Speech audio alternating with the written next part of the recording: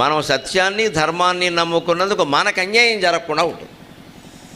మనకు అన్యాయం జరిగితే పెద్ద సమస్య కాదు, మనం పోతాం. కానీ లోకం ఏమవుతుంది, అంతగా సత్యం ధర్మం అని అన్నాడు, ఆయనకి ఏమొచ్చింది, నాశనం అయిపోయాడు అని ఎవడు అనుసరించడు. ఇంకా అదే సత్యం ధర్మాన్ని నమ్ముకున్నటువంటి వాడు రామచంద్రమూర్తిలాగా పాండవుల్లాగా కొంత కష్టపడినా విజయం సాధించాడు అనుకోండి, నెగ్గడయా మొగాడంటే వాడయ్యా అంటారు ఖచ్చితంగా.